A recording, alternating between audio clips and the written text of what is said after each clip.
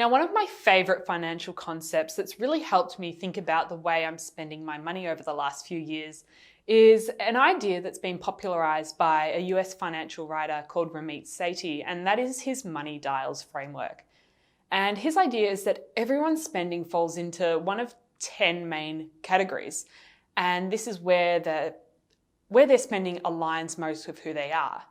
And these 10 categories are convenience, travel, experiences, health and fitness, freedom, relationships, generosity, luxury, self-improvement, and social status. Thinking about these areas is really important to work out what you value because not everyone's spending is going to fall into the same categories. And actually working out what areas of your spending bring you the most joy is a good way to make sure you can maximize those areas, because cutting everything out of your budget is never a good idea, and it leads to misery, especially over a 10, 20-year period if you're working towards financial independence.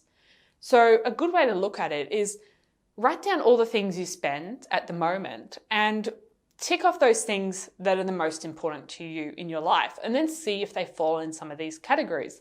And it might be something different for you. Now, once you've worked out what categories are important to you, think about ways in your budget that you can reduce your spending in the areas that aren't bringing you as much happiness, and increase the spending in the areas that are bringing you joy.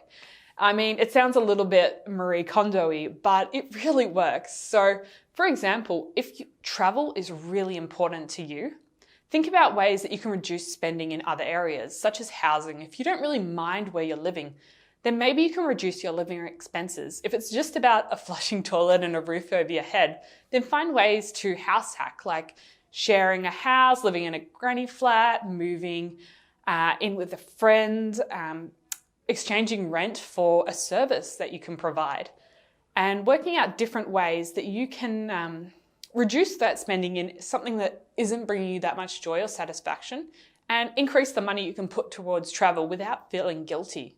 Because so often when we're spending money, if we're trying to stick to a budget, we often feel so guilty when we go over one of the categories. And it's really important that we can enjoy what we spend, because the whole point of working is to have enough for us to survive, but also thrive. And that's an idea that I find really interesting, because you want to spend in a way that maximizes your values and the things you enjoy. And examining those priorities, or as Ramit calls it, your money dials, is a really good way to have a look at this more deeply. And I always say that if your FIRE goal is causing you to be miserable in your overall life, then you probably need to make some changes, because you're not going to be able to keep up this spending and investing and lifestyle change for 10 or 20 years, or maybe even 30 years, if it's making you unhappy. So it's a really interesting exercise using the money dials, and I'd encourage you to read some more of his work to work out what's important to you.